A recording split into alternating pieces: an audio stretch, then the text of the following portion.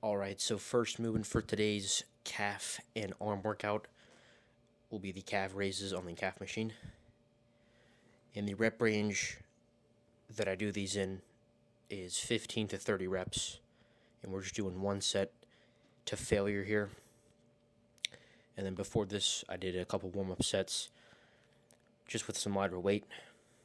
So you could count it as 3 total sets, but really one stimulating set, one working set. So just one set of these a week for calves, and I feel like that's more than enough. But yeah, doing these before arms and not at the end of legs, I just think is better, so that I'm not neglecting my calves and just training them at 100%. So I highly suggest the rep range of 15 to 30 for these, whether you're doing 2 sets or one set to failure and then a drop set after. Definitely suggest going with 15 to 30 reps on these.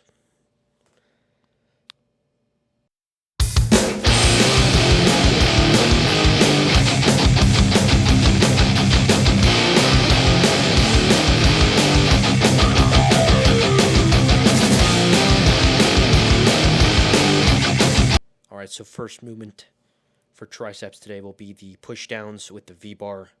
And I tried the V-bar with these last week. Just liked how it felt.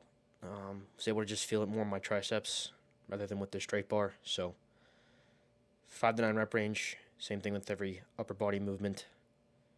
And just really making the points to go slow on the essential part of the movement and pause at the fully stretched position when I'm bringing the bar up to the top.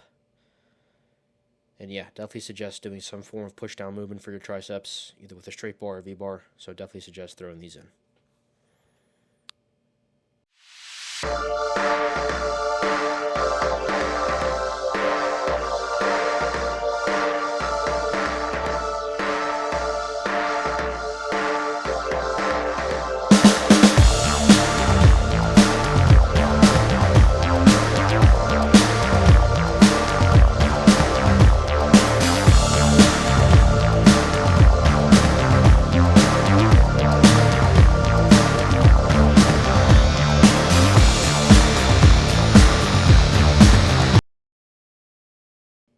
Alright, so second and last movement for triceps today will be the overhead dumbbell extensions. And we're working with the 95-pound dumbbell now. Past couple of weeks we're using the 90, so making the progressions we need to, and ideally filling in the 5 to 9 rep range here. Same principles as always. So this will be the last movement for triceps, and we'll get into biceps next.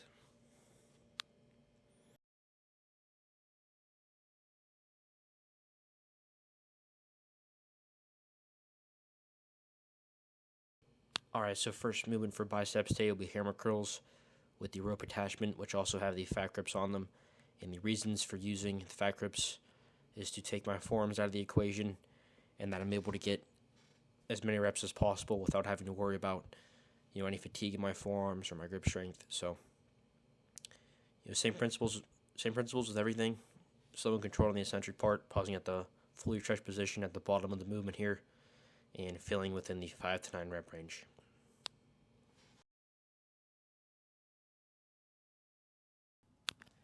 Alright, so next movement for biceps will be the alternating incline dumbbell curls. And we're working with the 50s again here this week. And we just needed to get more reps with these, which we did. I think the form was a lot better too.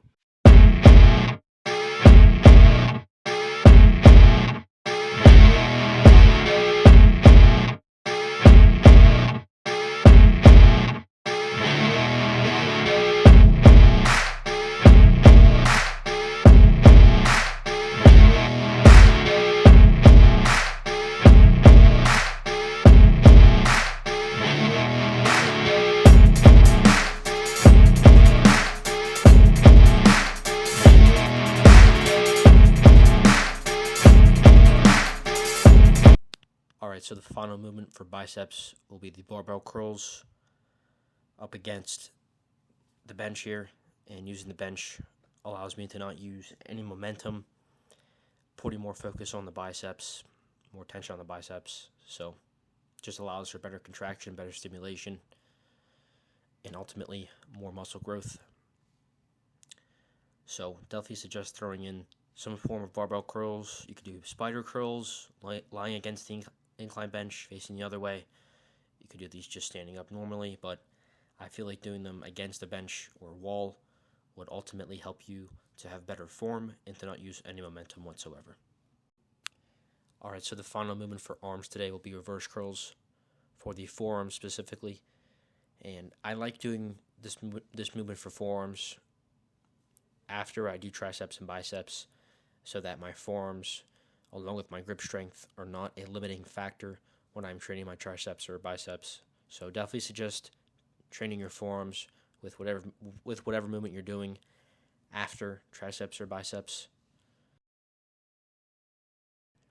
Alright, so the final movement for today's lift will be leg raises. So the first set will be a set to failure with the 5-pound medicine ball, and then a drop set to failure will come right after without the 5-pound medicine ball. And the rep range is 15 to 30 reps.